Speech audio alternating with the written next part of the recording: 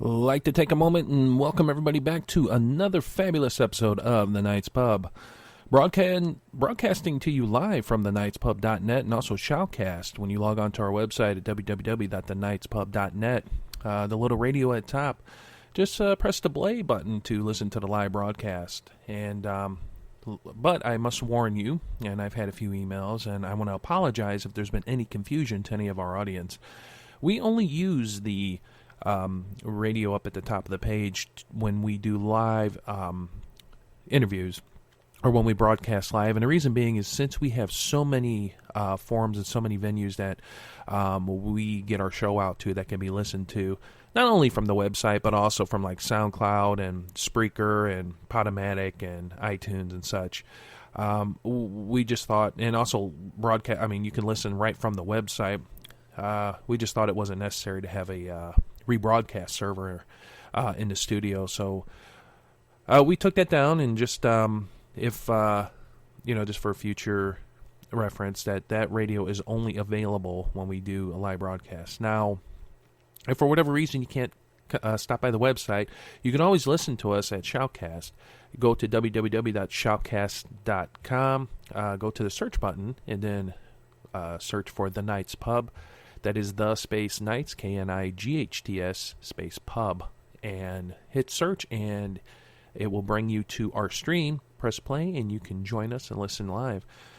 We are preparing and gearing up here to talk to our very special guest here in a few moments. Author of Mo 41, The Bombshell Before Roswell and Three Presidents, and also Two Accidents, More Mo 41, UFO Crash Data and Surprises, with author Paul Smith. And we'll be getting him here on the air here shortly. But wanted to, kind of do a little housekeeping and catch up with some news on the show here. The Night's Pub is going to be very busy, and as far as I could tell, and we also have some more requests for interviews coming in. We're going to be busy up until probably mid to late March. That would be every Saturday, broadcasting at 7 p.m. Central Standard Time. If you're listening to this show right now, any other time than Saturday at 7 p.m., then you're probably listening to a podcast, pre-recorded, or a rebroadcast of the show. But guys, I just want to say thank you. Thank you for joining us. And here on the Night's Pub, we have a lot of guests coming up, and a few of them, the next guests we are going to be speaking with will be next Saturday, January 28th at 7 p.m., and that's going to be Sonia Braz, and she is author of The Curse of El Diablo. So looking forward to speaking with her, because she is also a spiritual warrior and a demonologist. I mean, she has a long list of things that she has, and she has over 40 years of training and acquired knowledge in the metaphysics, witchcraft, magic, and sorcery of all cultures and religions of the world. And she's actually an active consultant and advisor to exorcists of the Catholic Church, as well as deliverance pastors and ministers of all faiths. And she's been doing this for over 30 years. So we are more than honored and to have her on next Saturday. Again, that's next Saturday, January 28th at 7 o'clock p.m. Now, for anybody who's listening to this and like to become a guest on the show, please go to our show schedule page. And when you log in and just you go to the tab up top, show schedule, it'll drop you down to our upcoming guests. Please pay attention to, and that'll give you a list of who's coming on the show and what times they're coming on the show. It also give you links to the websites, Facebook, and any other external links.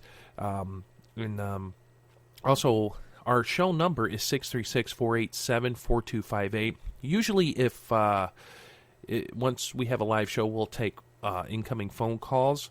The line is open, so it's 636-487-4258, and we'll try our best to bring that in. We've had some bad weather roll through here Friday, and things kind of got a little hairy, but not as bad as they said it would. Cape Girardeau area got a little bit of ice in the trees, and also a couple little slick spots, but overall we got out pretty good. A little bit farther north of us, towards Perryville and St. Louis, those guys got pretty bad mess. So hopefully the phone should cooperate with us tonight. If you want to become a guest on the show, there's a link there that says KP Guest. Download it and just take a quick brief look of who we are and how we got started, and kind of gives you a little bit of history about the Night's Pub and where myself and Brother Stan came from, and how we got into the podcast realm, and just kind of gives you an idea of what we're looking for. Pretty open forum show, so we are more than happy, more than honored to have people on and to hear all kinds of topics, and we'll discuss any topic and under the sun, because it brings a little bit of variety to our show, and that's what we like. If you need to get a hold of myself or Brother Stan, please feel free to drop us a line. Elliot@thenightspub.net, Stan@thenightspub.net, and also just for a general inquiry, info@thenightspub.net. But other than the future guests coming on, please go to their websites, buy their books, support them, because they're taking their time to come out onto the show and to inform us of the things that they put their time and their money and their effort and everything into. Now,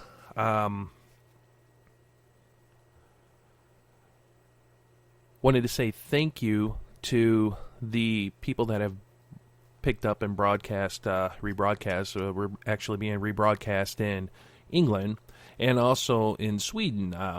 We're being redirected into a listeners forum there, and I just wanted to say thanks. And I do apologize for a few moments of silence there. I was just trying to pull up the statistics really quickly. And, I wanted to say for everybody stopping by and, downloading our shows, stopping by the website, just want to say thank you. We really do appreciate you, coming by and checking us out. Also,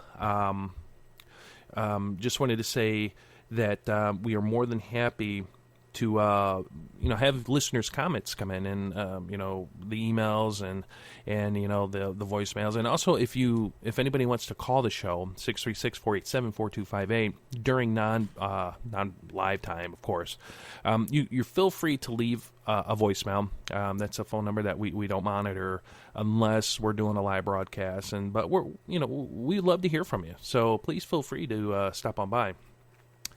Well, my friends, we're going to go ahead and take a break here. And so what we're going to do is we're going to go ahead and put on a load of music for, listen to. And we're going to get Mr. Smith on the line.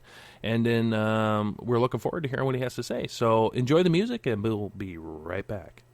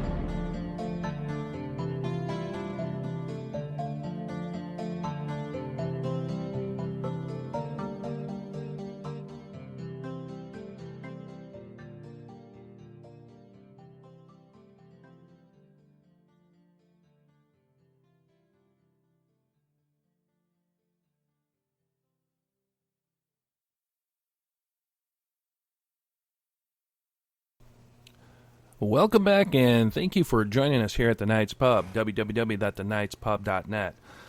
Now, without further ado, I'd like to welcome our special guest, Paul Smith, who is author of Mo 41, The Bombshell Before Roswell, and his most recent book, Three Presidents, Two Accidents, Mo 41, UFO Crash Data and Surprises. I'd like to welcome our special guest, Paul Smith. Well, thank you for having me on, Elliot. I hope everyone's doing well tonight and ready to listen to what I feel is like one of the most amazing stories in American history that you may never have heard before. And it all traces back to 1941 and in the years afterwards. And I was so fascinated by the story, I began to look around to see what books I could check out on the subject. And around the year 2000, 2001, I found out there was nothing. Not a single book, although occasionally a book would have a chapter on it. So I decided to write my own, being a Cape Girardeau resident of 33 years. And now I'm glad to say that my book has been out for about a year, Mo 41, and now the sequel came out about 3 months ago. And I'm able to get it to you directly if you're interested, listening tonight. If you go to my publisher's website, you can order a copy of these books and at a pretty good price at www.arguspublishing.com, where shipping is free, which is a pretty rare thing these days. And you could probably go to barnesandnoble.com or amazon.com and ask for a copy. Possibly you would get an electronic ebook type copy. They might have the physical copy they can send you, but I always suggest going directly to Argus, where, like I say, the shipping is always free. That is very good information to know. Now, Paul, so you say you're a resident. You were a resident of Cape Girardeau, and that's correct. And when you were here, did you hear about the crash that happened here in 1941? I'm embarrassed to say, no, I did not. I lived my first 33 years in Cape Girardeau. Moved over to the western side of Missouri about 20 years ago, and only around the year 2000 did I start hearing about this UFO crash. And I asked my father, who was living in Cape Girardeau, about it, and to my surprise, he had not heard it either, and he knows plenty of people around town. My stepmother said she heard the story way back in the 1960s when she was going to high school. Now, when I was a boy, I played Little League baseball in Kappahaw Park in Cape Girardeau, and we had a rotation of about 4 or 5 pretty beefy umpires, and one of them was a big guy named Rusty, and you know him better as Rush Limbaugh, the broadcaster. His father was a friend of my father, and Rush Limbaugh, the broadcaster's grandfather, was a pretty good friend of my grandfather. I've never met Rush, but I understand he did call the balls and strikes behind me, but I was just a kid at the time. I understand someone called his national radio show about 2006, and on the air, they said, "Rush, what's up about this spaceship crash story in your hometown of Cape Girardeau?"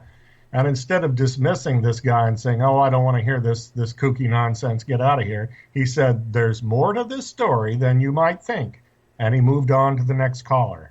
He did not dismiss it, but he did not explain further. He's a conservative man with a conservative family and a conservative listenership. And so he didn't really want to go into it. Now, I've been told since then that Rush has told some friends that he heard the Cape Girardeau UFO crash story when he was growing up in Cape Girardeau in the late 50s, early 60s. I can't confirm that, but it sounds like something that would happen. Rush's father in Cape Girardeau was just wild about aviation and hung out at the airports. There were 2 south of the city, just north of Chaffee and Kelso, and he learned to fly there and became a pilot in World War II and the Korean War. He's a very accomplished flyer and a pilot, and he passed along that passion to Rush the broadcaster. So I think it would be very, very likely that Rush the first or second passed along the story that they heard to Rush the third, the broadcaster. And so I would like to get more information from Rush, but I've written to him, but I haven't gotten anything in return.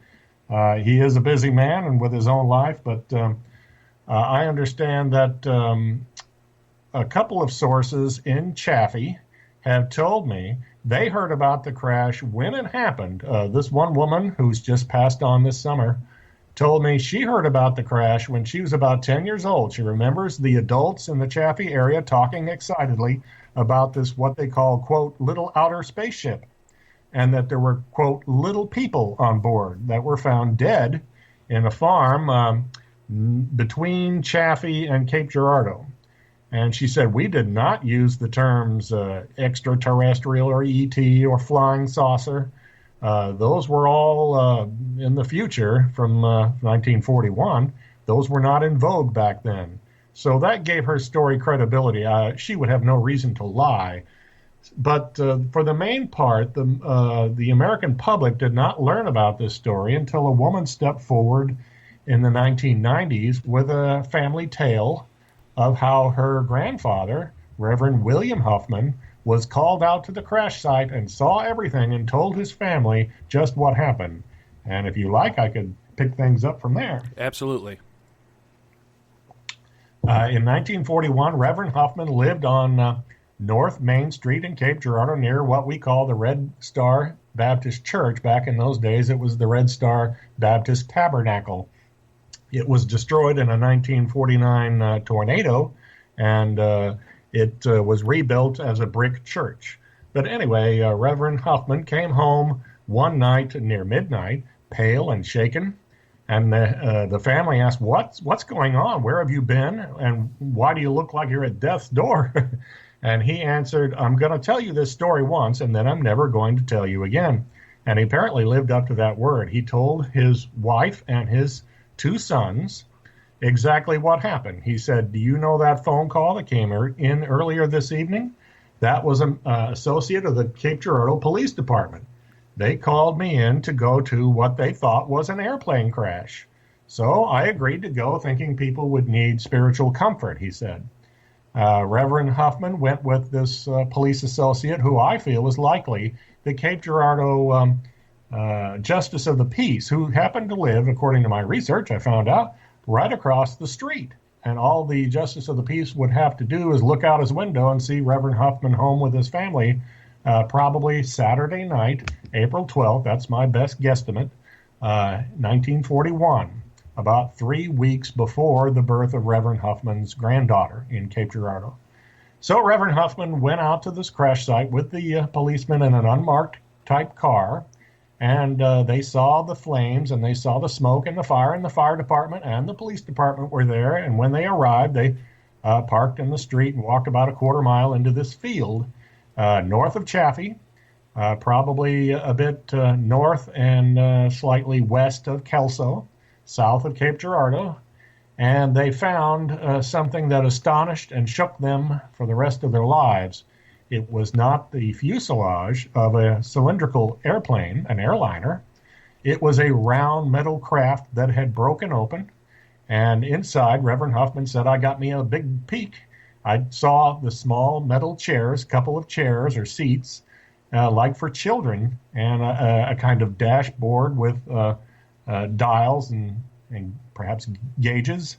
And he saw inside this craft a silver metal band around the interior with strange writing on it, like hieroglyphics. He couldn't make any sense of that. And so as he stepped away, he saw the passengers of this strange round craft. And they were not human beings at all. They were 3 small gray entities, what we call likely extraterrestrials, the familiar grays that we see in our popular culture now. They were completely unknown and very, very strange looking at the time, I'm sure. They had big round heads, big black eyes, long skinny arms and legs, long skinny fingers, 4 digits on each hand, 3 fingers and 1 long thumb. And they were wearing either very crinkly flight suits that were extremely tight-fitting, or their skin had been affected by exposure to oxygen and had wrinkled up and was silver and crinkly. So this was quite an amazing sight for anyone. Even today, I'm sure we would all freak out if we saw this. Reverend Huffman said some prayers over the first 2 bodies he found. They were quite dead, laying side by side, pulled out of the wreckage by someone in the grass, and he said some prayers over them. And a third one he knelt over and found, to his great surprise, was still alive, still breathing, his chest going up and down. As Reverend Huffman pondered what to do and probably had his Bible there, the creature suddenly ceased all movement, apparently died right in front of him. So as he was saying some prayers for that one, two local men picked up one of the dead bodies and decided to pose it for a photograph. A man who was there with a big news-type flash camera did not use that big speed graphic type journalism camera. He pulled out a small pocket camera, somewhat like a Brownie Kodak in the day, and took one photo of the entity being held up under the arms and outstretched by these two local men. One was wearing just a shirt and slacks, and the other a light jacket, and it seemed like a very warm night. And indeed, upon my research, I found out that the Passover Easter weekend in Cape Girardeau was unusually warm, with temperatures up near 80 degrees that Saturday, and at night probably down into the 70s or upper 60s. So Reverend Huffman saw all of this, and he saw some military uniformed personnel standing around inspecting the crash and the pieces of debris on the ground. He saw what he felt and reported to his family were FBI agents. And when I first heard this story relayed by Reverend Huffman's granddaughter, I thought, aha, I've got you. There were no FBI agents in Cape Girardeau in those days. They couldn't have just rushed right out the night of the crash, but I was wrong. In doing my research, I found out that 1 month before the crash, the FBI opened a field office in Cape Girardeau, downtown in the old post office building, which has been since torn down.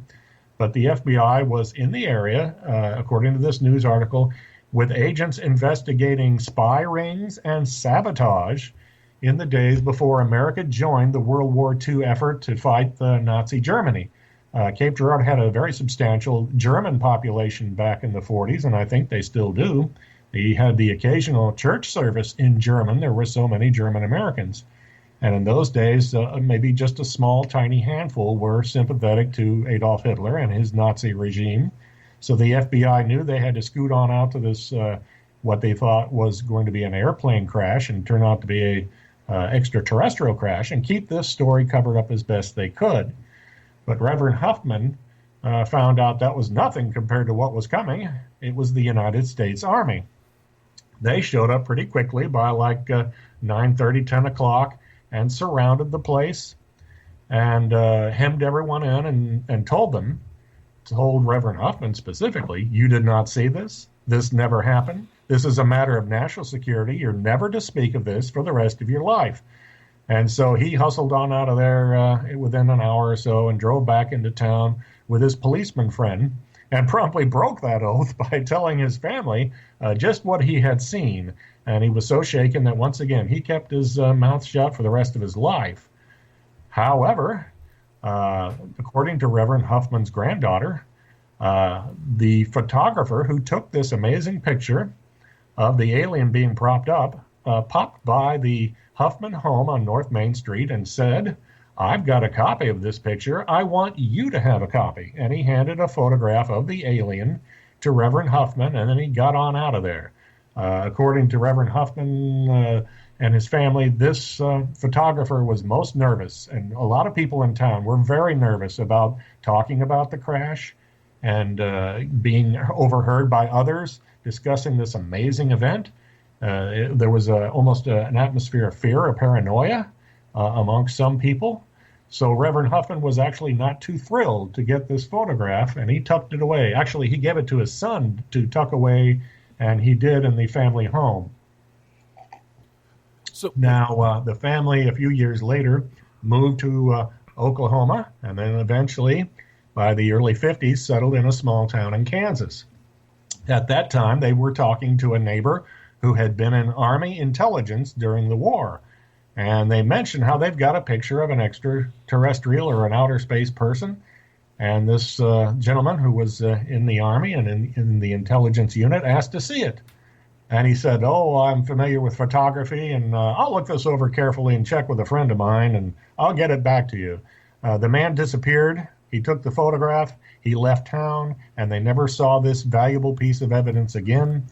If anyone has any information on the whereabouts of the Huffman family photo, or the copy that the photographer has, be sure to sing out. You can contact my website at mo41.info, or even better, go to my Facebook page, which is called Cape Girardeau's 1941 UFO Crash, America's First.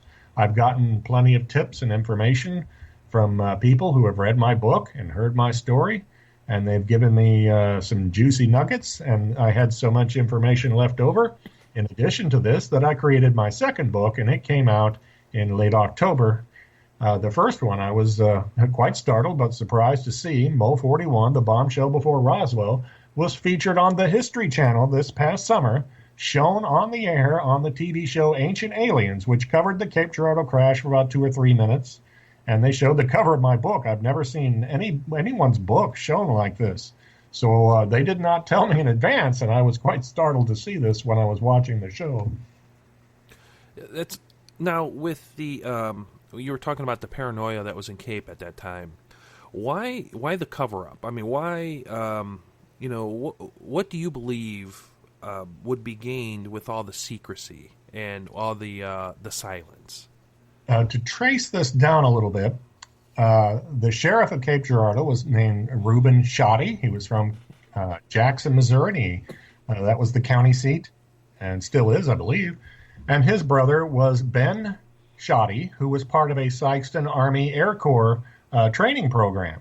So that's how quickly the Army could have been notified that night with the Sykeston aerial training people hopping into a Jeep or a couple of trucks and driving up Highway 61 from Sykeston to Cape Girardeau, finding the crash site as guided by the sheriff, and told everyone to keep your mouth shut. This is a matter of national security. The commander of that unit, Captain Root was his name, Charles B. Root, had come directly from Washington, D.C., where he undoubtedly had a lot of highly placed contacts. So all it took was a few phone calls to learn that this was top secret. Do not discuss this. Keep this clamped.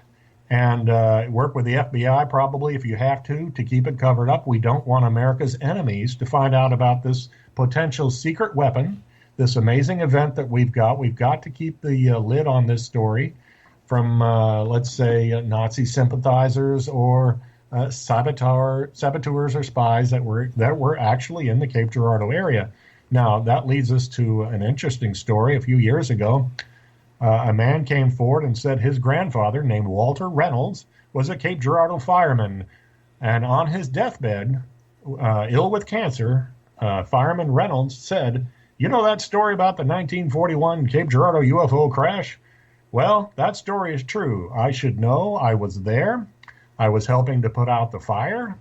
I saw the spaceship. I saw the bodies. The story is absolutely true. And I saw the Army come in, and they surrounded the place. And the Army caught me," said Fireman Reynolds, "trying to pocket a piece of debris. We were not allowed to keep any scraps or any souvenirs.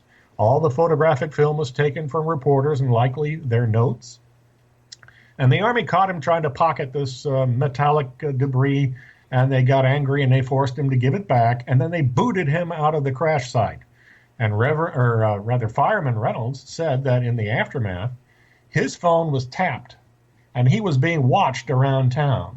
So there's an air of fear and paranoia that is apparently pretty justified, actually, when you are being observed and monitored and your phone tapped. I did more research, and it turns out J. Edgar Hoover and the FBI were wild about phone taps, as was President Roosevelt at the time. They ordered taps so much that they accumulated a huge catalog and had to come up with a kind of new filing system in 1941 for all the people they were essentially illegally wiretapping and keeping tabs on. And that included, by late 1941, a young naval ensign in Washington, D.C., known as John F. Kennedy. He had been working out of the Office of Naval Intelligence and talking about some things he shouldn't have been talking about to his lover, a woman named Inga Arvad, and soon JFK found his phone tapped, and he was being watched around Washington, and when he got transferred around this time, mid-January in 1942.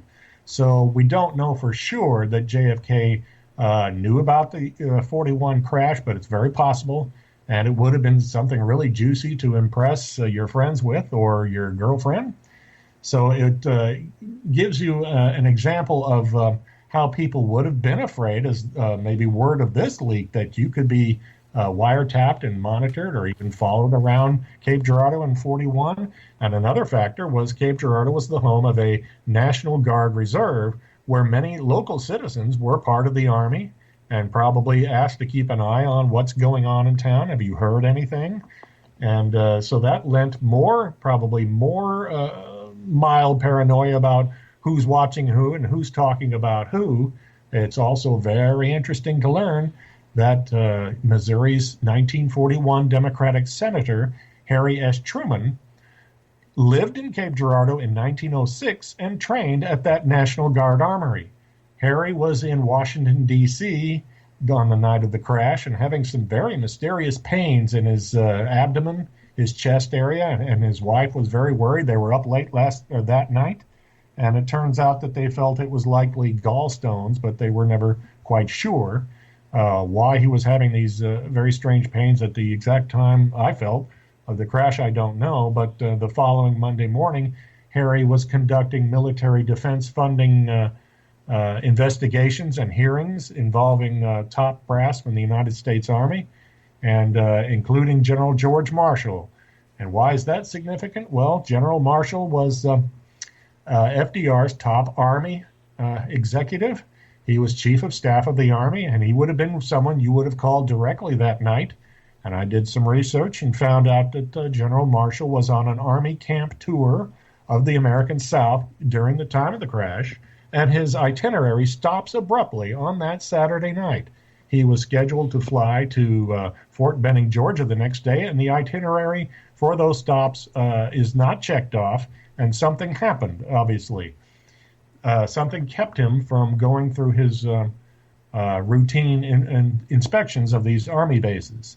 Also, I found out that he sent the wives of the commanders of the bases thank you notes, and these thank you notes went out to everyone until Saturday night, and the members of the people he was meeting with, everything came to an abrupt halt. So I feel it's very, very possible that April 12th, Saturday night, was likely the date, and that General Marshall was probably called by military brass or the president himself in the White House and told to look into this matter. I don't believe he flew directly to Cape Girardeau, and certainly in those days, Cape Girardeau's two airports were not lit. You could not land at night. But I do believe the orders were likely for the Sykeston crew that took off with the debris and the bodies to, as soon as Sunday morning, Easter morning came around, to fly those bodies back to Washington so the upper brass in the military could take a look at them. Then I began researching President Roosevelt's schedule, and he too was up unusually late Saturday night, April 12th. He did not retire to his bedroom until after midnight. He was with a few Army people that night, coincidentally. I don't know if you want to call it coincidence or conspiracy, but the president was normally in bed between 10 and 11 o'clock at night, but for some reason that Saturday night he went to bed upstairs after midnight. And normally on a Sunday morning he would go to an early sunrise Freemason service in Washington, D.C. He did not do that Sunday morning in April of 1941. And Eleanor Roosevelt also would go to that, and she was in Boston the night of the crash. And very strangely, mysteriously, I found out she was supposed to be on an airliner and head from Boston to Washington, and someone canceled her flight.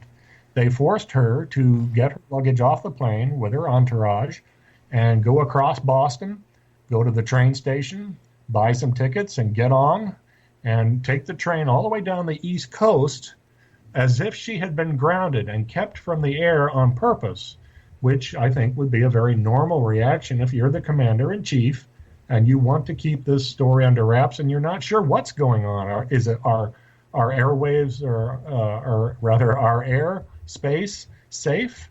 Are we about to be invaded, or is there going to be more sightings or more crashes? So I think everything was kind of on hold for a few days as FDR and the military and the people on the ground in Cape Girardeau looked over the matter and patiently waited for the other shoe to drop, and nothing else did. So they felt like this was probably a kind of alien scouting mission or someone just flying around, looking, observing at the countryside, and happened to crash near Cape Girardeau. Now, during that time in 1941, Hollywood was involved in some way, and there was some kind of correlation with Hollywood, and also there was a similar event that possibly occurred in Russia at the same time of the crash in Missouri in 1941. It's very sketchy, and I wish I had more information, but I did find a website that talked about a couple of days after the April 12th period in America, there was a UFO crash in Rostov-on-Don, which is like a river town in western Russia, and it sounded very much like the Cape Girardeau crash. In fact, they had the Army show up and silence everyone, according to this sketchy story. And they took off with the debris and the ship and the bodies, just like Cape Girardeau. The Army took it all away and kind of kept people out of this rural area near a river, the Rostov River. And it's maybe a coincidence or not, but the story in Russia was that witnesses saw another spaceship sort of zap or hit a second spaceship with a laser or some sort of light and cripple it and down it, like there was some sort of intergalactic war going on, as crazy as that sounds. Now, I don't know what caused that crash, but it's interesting. You have to wonder what caused the Cape Girardeau crash. It was a perfectly clear night. There was some mild breeze. It had been very breezy during the day, but at night, the breeze dies down, and it was very calm out in the open countryside. So here we have a strange, possibly correlating story, almost a mirror image. I just wish I could get more information on that. Now, how does Hollywood play? How do they play into the crash of 1941? Well, not too directly. However, according to a friend of mine, a researcher and author named Ryan S. Wood, the Office of Naval Intelligence took over, according to documents that he had discovered, the autopsy of aliens. This was handled by probably FDR's personal physician, who was the Surgeon General of the Navy. And I'm leading to something here, just bear with me. So this was done in the months after the crash. And around this time, a scientific review board was apparently inspecting the Cape Girardeau remains to see how it could be replicated or duplicated and possibly weaponized. And into this atmosphere, FDR's biggest Hollywood supporter was Carole Lombard, and she decided to go on a Bond tour and support the new American war effort in this time, mid-January 1942, almost 75 years ago, nearly to the day, when her plane crashed outside of Las Vegas. And it's very interesting to know that a UFO was sighted on the ground by a couple of witnesses who said it hung like an amber or yellow lantern in the sky. And the crash was very much like the Cape Girardeau crash. The plane lost power, smashed into the side of a mountain. There was a huge fireball and dead bodies and debris all around. And that this was around the time the Cape Girardeau remains were being inspected and everything. And to kind of wrap it up briefly, there's more detail in my second book on this. A few years later, during the war, FDR and the Navy authorized a couple of fighting ships in the Pacific to be released in the Los Angeles area. One was named the SS Cape Girardeau, and the other was named the SS Carole Lombard. So in a small sense, there could be a kind of connection in that I point out little bits and pieces, such as Carole Lombard visited the U.S. Capitol building, where we can get into another story that said that an eyewitness, another Christian pastor, said he saw what matches exactly the Cape Girardeau recoveries from the UFO crash. That's incredible. That's incredible. Now, her husband, Carole Lombard, was Clark Gable. That's correct. Now, and she died in Clark County, Nevada, by the way. Wow. Clark Gable was the king of Hollywood, the most famous actor and the biggest box office draw in America. And when he heard that his wife was killed, he flew immediately to Las Vegas to try to find her body and was devastated. He was never really the same since. but he was a Freemason. And for some reason, Freemasons are wild about the United States Capitol building.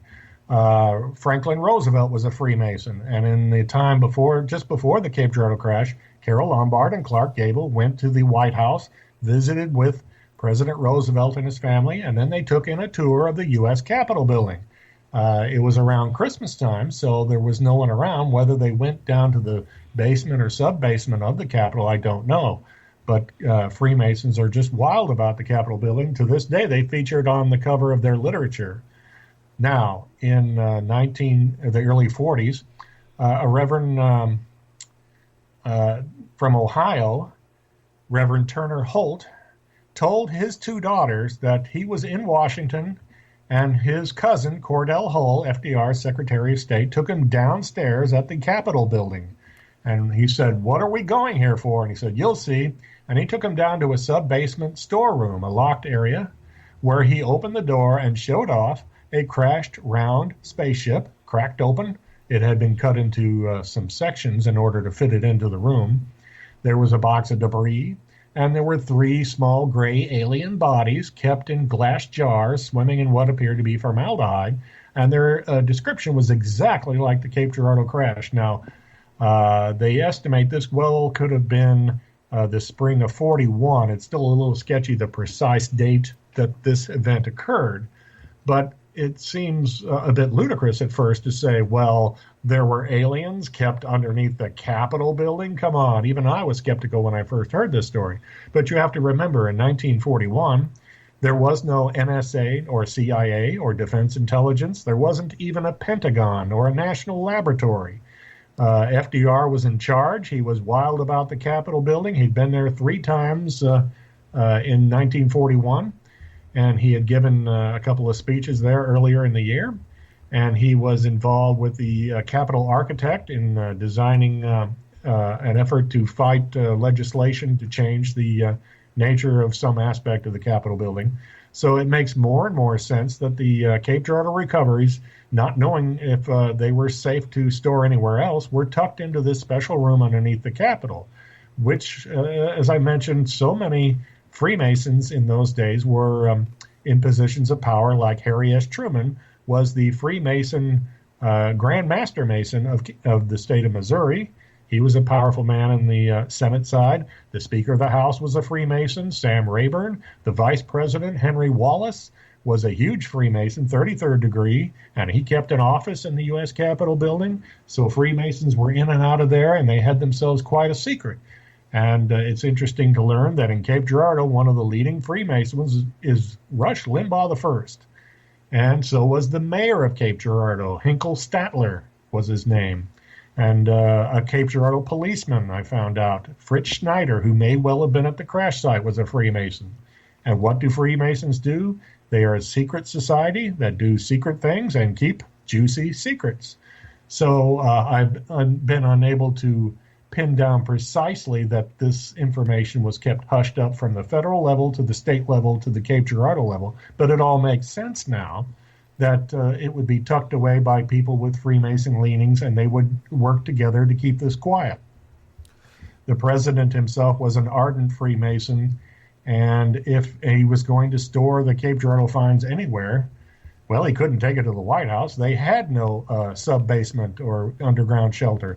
And amazingly, in 1941, as the year progressed, the president ordered a sub-basement underground area be built on the side of the White House.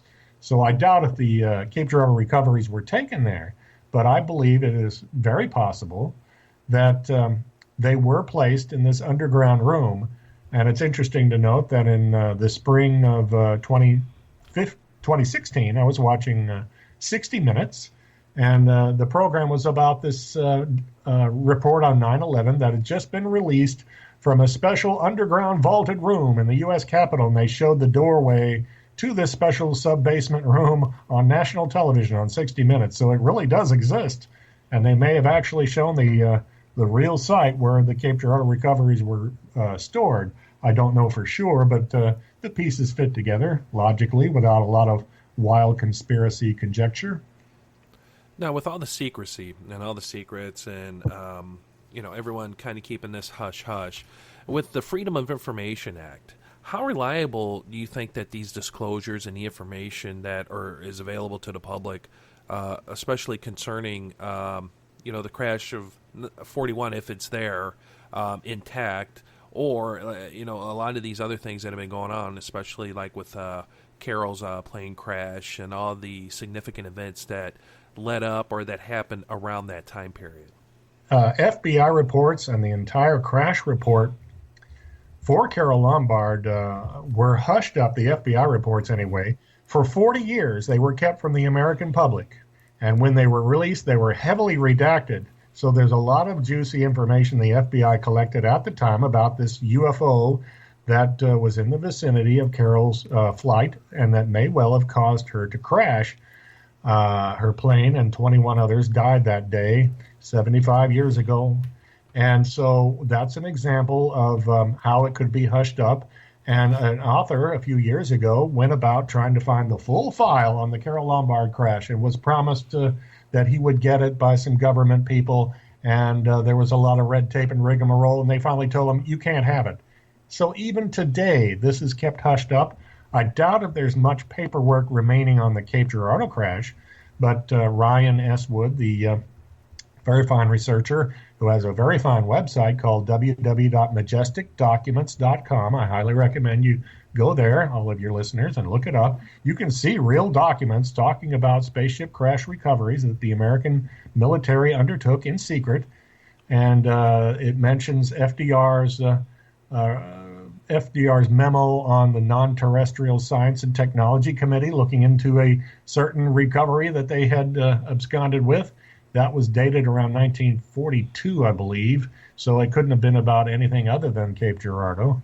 And it talked about, another one was a reference to these celestial wonders that have come to us, and FDR wanting to turn them into weapons that could be used in the American war effort, which would have been a perfectly natural reaction to try to replicate the atomic engine or the structure of the craft and apply it to America's war effort toward the atomic bomb. And that's where we get into another amazing story that possibly the Cape Girardeau technology, the alien technology in Cape Girardeau was applied to the atom bomb to help win the war. And in my research, I found out there was a special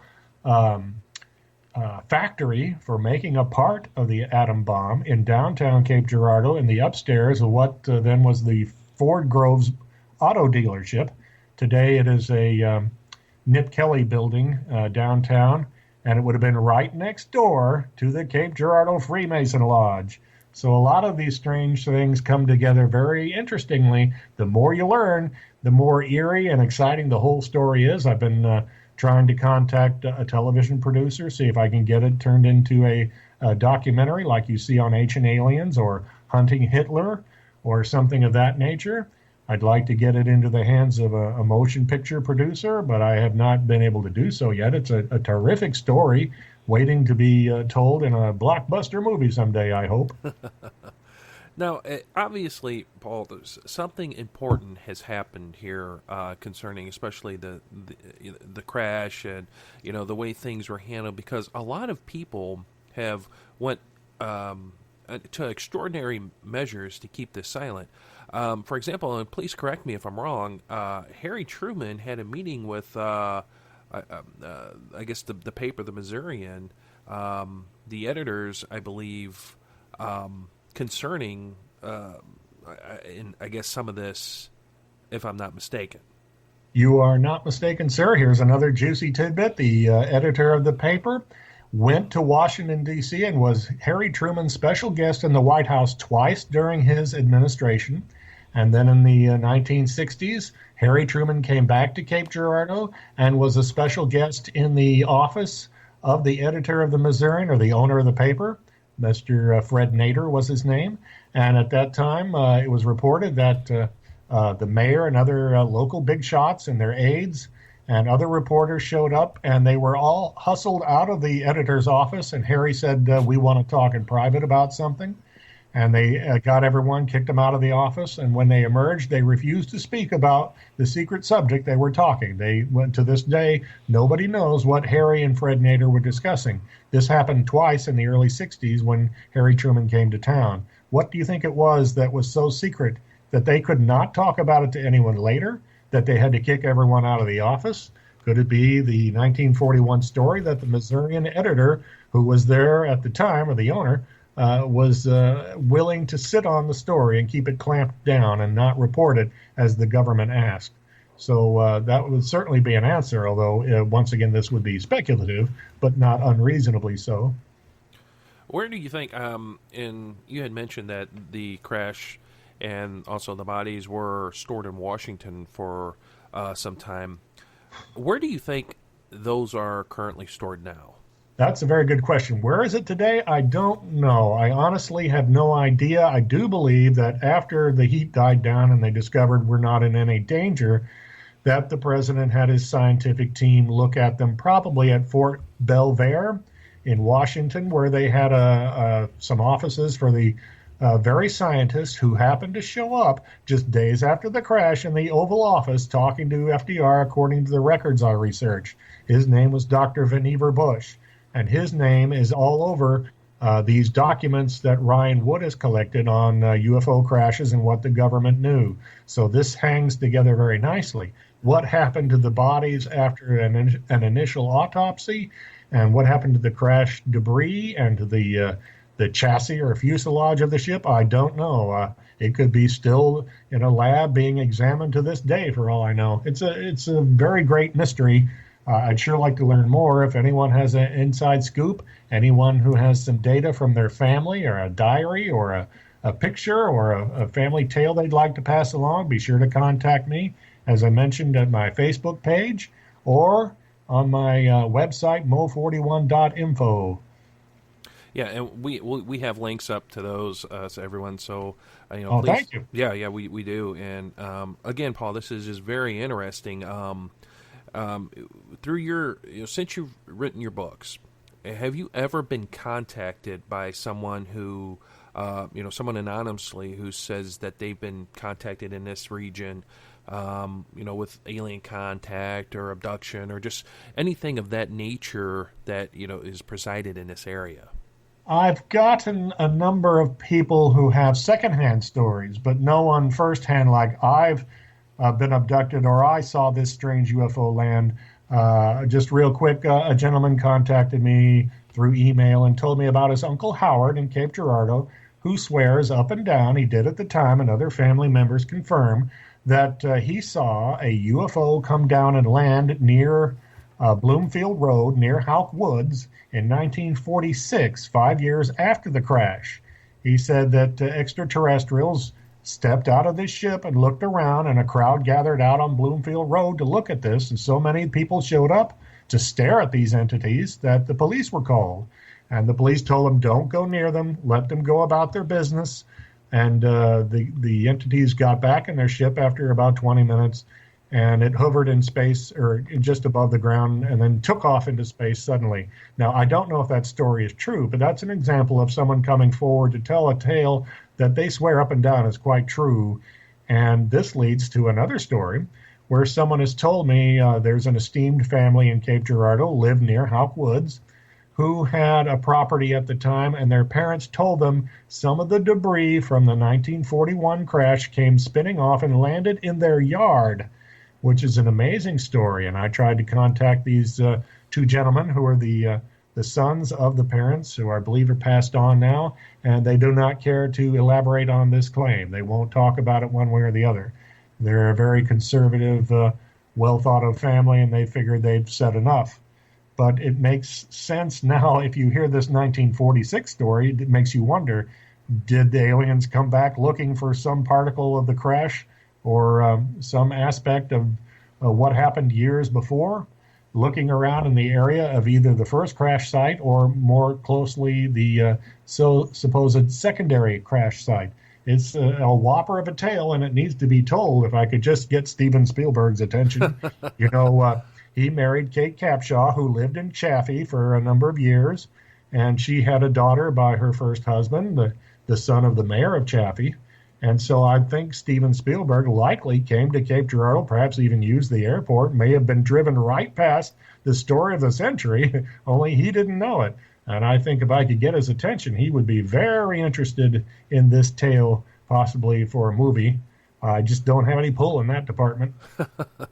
It's just incredible, with the contacts, with the people you've contacted who possibly could have physical evidence of this, crash or a significant piece, a clue to this puzzle, that they're so hesitant to bring the facts and bring the story forward to where, what do you think their thought pattern is? Because honestly, if I had something that, I could physically touch was proof as a crash, I would think I would come forward.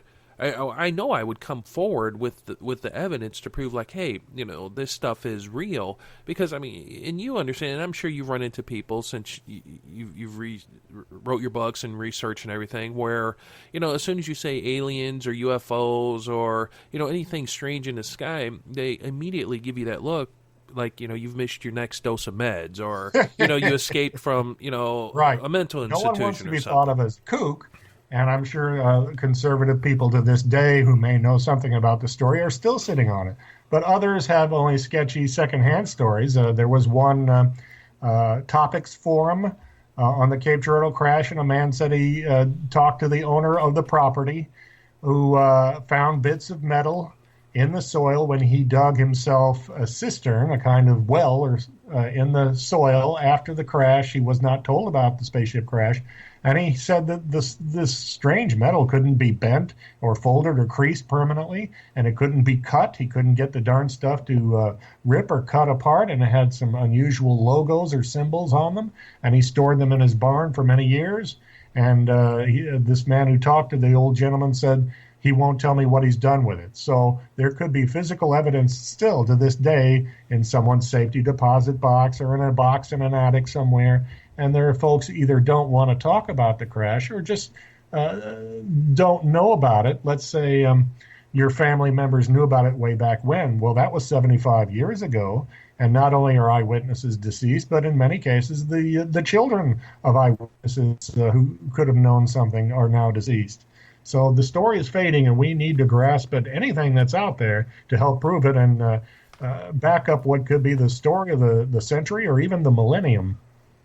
Now, and we spoke about this before we went on air a little bit. In August of 2008, there was some hustle here in the Cape Girardeau area, and that was the first time that I had heard about the UFO crash here in the Cape Girardeau area. They had some kind of large areas in a cornfield. It looked like that there was a crop circle, but it looked like it was the beginning of something intricate out in the field. And so a reporter from the newspaper locally, and also one of the IT guys went there, and they were looking at this. And, of course, the classic crop circle, corn bent over, no footsteps. It literally, they said, looked like something came down, hovered, pushed it down, and then took right off. Now, since then, and of course, with your your books, your website, Facebook, have you been contacted about any other possible revisits to the Cape Girardeau after that crash? Well, I make very sure not to give a very, very specific pinpoint location in my two books, because I don't want to be held responsible if people start showing up at this specific farm site and demanding to see the evidence or digging around on their own, trespassing. This is someone's property, someone's business, and someone's home, and we don't belong there. Not only is it illegal to trespass, but I understand the farm area and the woods around them are rife with rattlesnakes and copperheads. It'd be very dangerous. So I don't recommend anyone go there. Having said that, I sure would like someone to come forward with this kind of evidence or more stories as what you've described, such as any crop patterns that have popped up. It could be that the owners of the property of where this crop pattern occurred, ask the media to leave, or we don't want this publicized. Would you want your farm overrun with people from all over the community? Or in the case of the Cape Girardeau crash, we might have people coming from all over the country or all over the world and showing up at all hours of the day and night, tramping across your land or knocking on your door, demanding to see the UFO crash site or the evidence. It would be a disaster and a nightmare as far as privacy goes. So it's an example. The media were probably waved off of the story in 2008. I have heard of another story from a woman in Chaffee who said she saw a ball of light one night hovering over the general crash area. This was about 10, 12 years ago. And she and her husband sat on their porch and watched this strange ball of light hover and move around and then suddenly take off to the east and near the airport and then shoot off into the sky. It was very strange. And they were, naturally a little scared or intimidated to report this. They didn't want anyone to think they were crazy, and they don't want the government on their backs in case they've just seen something they shouldn't. So I think that in a microcosm is an example of why many people probably have information on the story and do not care to come forward. They're a little intimidated to this day. Paul, we're coming up on time here, and I just wanted to ask, are there any future projects that you're working on? And if people do have information, what are some avenues that they can take to get a hold of you with this information? They can write to me directly through my website. I give an email address. They can write a letter or an email to my publishers, and they'll get the information to me. You can contact me on Facebook at what I mentioned, Cape Girardeau's 1941 UFO crash. You can even contact someone in your community with the newspaper, and they know me, and they would probably forward the information to me, as they have on a couple of occasions when some people had a little bits and pieces, including a gentleman from Cape Girardeau, still alive, said, I remember my sister talking about the crash in 1941. She heard about it from a friend and said that nurses who saw the bodies that night, their faces went white with fright. They were so shaken up, so scared by this, and that they were ordered not to talk. And so this is an example of there's still family history out there to be told, and I certainly encourage you to find whatever avenue you have, and even pass it along to Elliot Adams, and he'll hold on to the information and get it to me if you have to. Contact the Old Knights Pub. That's a good resource. Absolutely, and if I do get any information, you better believe I will pass it along your way. All right, I thank you. Well, Paul, I appreciate you taking the time out this evening, coming on the show, and my mind is literally blown right now just with all the information that you've given me and also our guest and our audience, and it's just incredible. It is mind-blowing to think all of this happened around our hometown area, Cape and Chaffee, and that was like one of the biggest stories ever. It does kind of blow your mind, and it's hard to get your thoughts wrapped around this fully and completely, that this really did happen, and that it might be still covered up to this day. But it's such a tasty story. I hope I've explored it as much as I can in my 2 books, and I hope you'll be able to read them. If you're listening, get a copy and enjoy. Absolutely, Paul. Well, we appreciate it. Thank you very much, and we will definitely be in touch with you. All righty. Thank you for having me on. Good night. All righty. Have a good evening. Well, that was author Paul Smith. And I must say right now, my mind is completely blown because, as he mentioned, he was on, as he mentioned, he's from the Cape Girardeau area. And, I'm from, I live near the Cape Girardeau area. And so, with him being on, or coming on and talking about something that, again, my mind is just swirling just because of all this. And because of where it's at. I've lived down here in the Cape Girardeau area for a little over 12 years now, and 2008 was the very first time that I heard about that. And I was speaking with Paul off the air before we went on the air, and I had a few acquaintances that worked at the newspaper, and I know when they thought that there was a crop circle out in Chaffee. They went out to investigate, and they started to, I guess, research some of the archives, request archives, and they were pretty well shut down. So obviously something happened there to cause to shut them down and shut them out. So it's a pretty sensitive area. And, and of course, with Paul Smith, please stop by his website and, get his books. His website is www.mo41.info. Check out his Facebook. We're going to have the Facebook link. I didn't get the link up for Facebook, but I'll get that up here soon. But before we get out of here, I wanted to say a special thank you to Peter Gishiker, Positively Dark, and I pray that I'm saying his name correctly. You can download their music for free, the same music that we use to open and close with, and that we inject into our breaks and stuff.